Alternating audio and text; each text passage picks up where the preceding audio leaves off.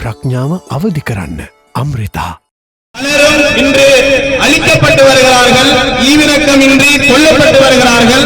அதற்கு ஒரு அமைதியாக எதிர்ப்பு தெரிவிக்கும் வகையில் இன்று நாம் எமது இலங்கை மண்ணிலே, அதாவது இந்த மீராவோடை பிரதேசத்திலே இருந்து நாம் இந்த ஒரு அமைதி ஒரு ஆர்ப்பாட்டத்தை நாங்கள் ஏற்பாடு செய்திருக்கின்றோம்.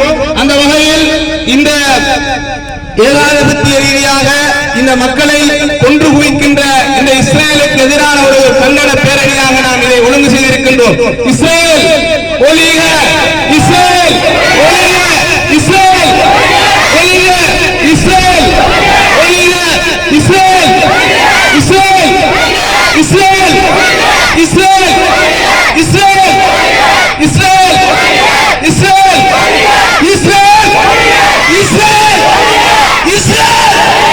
இஸ்ரேல், இஸ்ரேல், அன்பார்ந்த சகோதரர்களே, உண்மையாகவே முஸ்லிம் சமூகம் என்பது எப்போதுமே அமைதியையும் சமாதானத்தையும் ஒற்றுமையையும் நேசத்தையும் விரும்புகின்ற சமூகம்.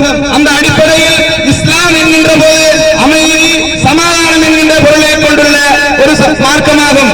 அந்த அடிப்படையில் உலகளாவிய ரீதியில் இருக்கின்ற எந்த முஸ்லிம் சகோதரன் பாதிக்கப்பட்டாலும் அவர்களுக்காக உணர்வு ரீதியாக நியாயமான முறையில் அமைதியாக குரல் எழுப்ப வேண்டிய கடமையும் பொறுப்பும் எங்களுக்கு இருக்கின்றது.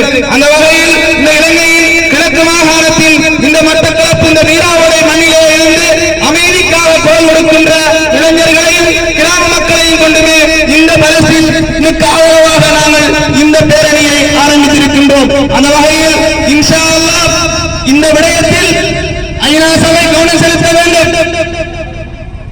இந்த பலஸ்தீனிலே பாதிக்கப்படுகின்ற அந்த சின்னம் சிறார்களுக்காக ஐநா சபை தன்னுடைய மனித உரிமை பேரவைகள் கவனம் எடுக்க வேண்டும் என்ற நேரத்தில் நாங்கள் கோரிக்கை விடுக்கின்றோம்.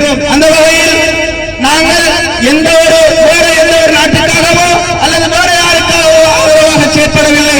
இந்த பலஸ்தீன் மக்கள் நிம்மதியாக வாழ வேண்டும், அவர்களுக்கான அந்த சுதந்திரம் வழங்க வேண்டும். இந்த பலஸ்தீன் நாட்டிலே வந்தோடு குடிகளாக வந்து ஆதிக்கம் செலுத்திய இந்த இஸ்ரேல் தன்னுடைய இந்த யுத்தத்தை நிறுத்த வேண்டும், அந்த மனிதாபிமானம் மிக்கவர்களாக நடந்து கொள்ள வேண்டும் என்ற கோரிக்கை இந்த சந்தர்ப்பத்தில் நாங்கள் விடுக்கின்றோம்.